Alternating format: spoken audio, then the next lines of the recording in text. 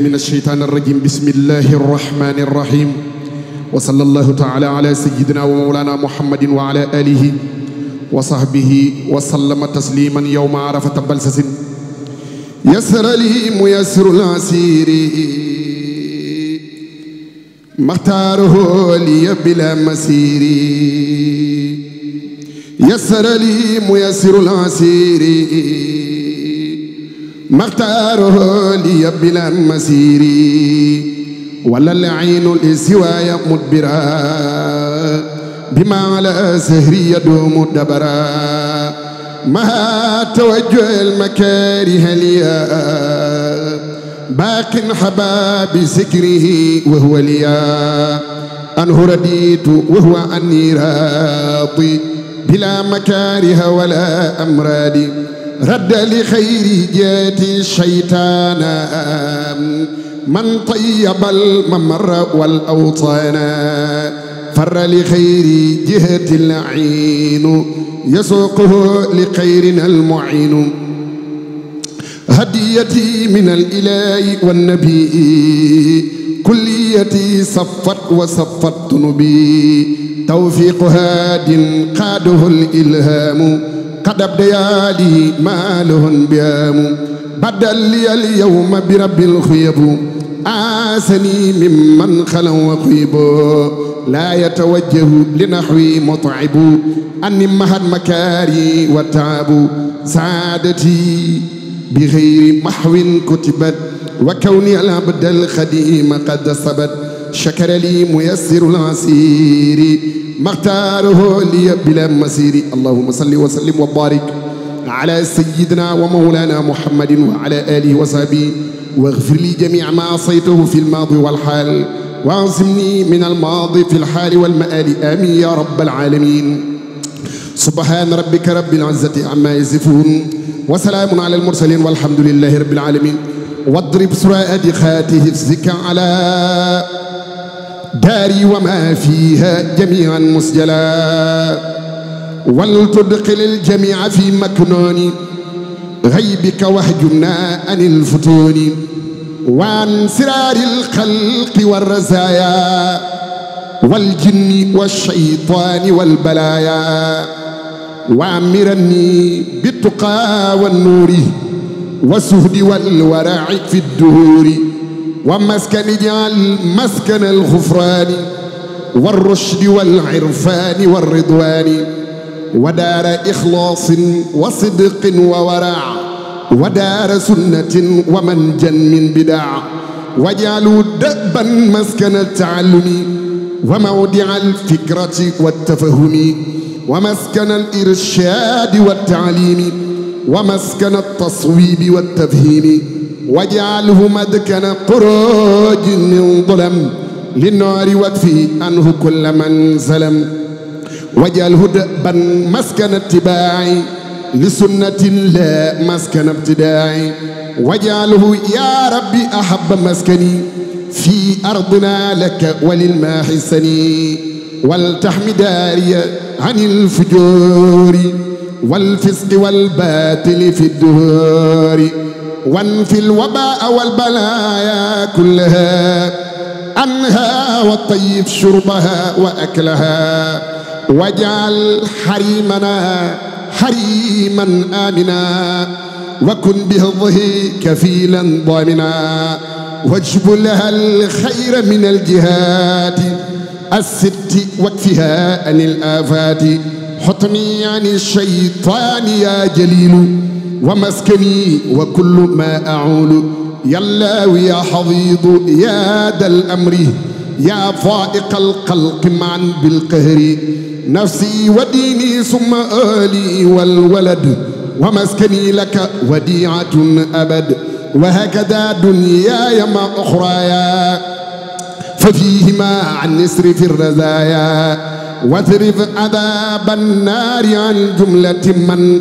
بيتعلق من أبناء الزمن وجملة الإخوان من أقاربي في الدين أو في الدين والأجانب فليكن إذنا ودأبا يا سمد تولني ولا تكلني لأحد وارحم جميع المسلمين أبدا وسليا وسلما سرمدا على محمد وسيلتي لك وليهب حسن الختام عندك والتصرف الصلاة لساب عن آله وهب لي الإجابة يا فاضلا فضله الخلاق يا من به فارقني الإملاق يا فاضلا فضله الخلاق يا من به فارقني الإملاق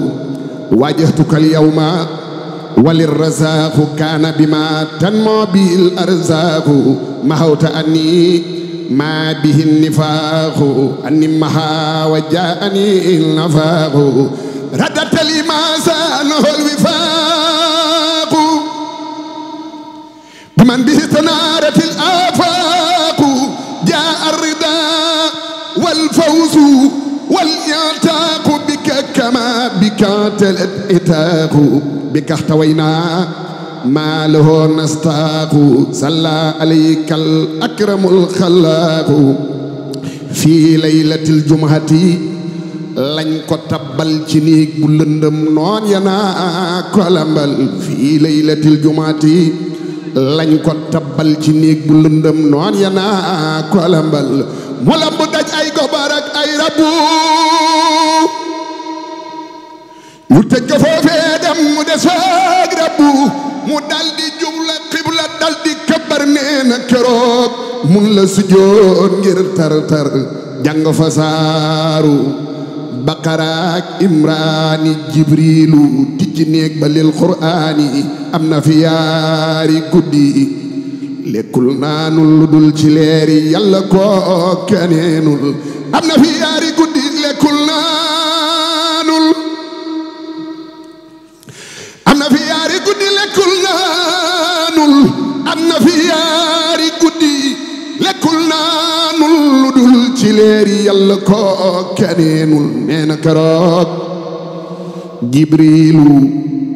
mikaa'ilu kasaaka asraafiilu asraa'ilu ñëw nañ fa ngir bëgg alak nasraani ci xiiteel ki ni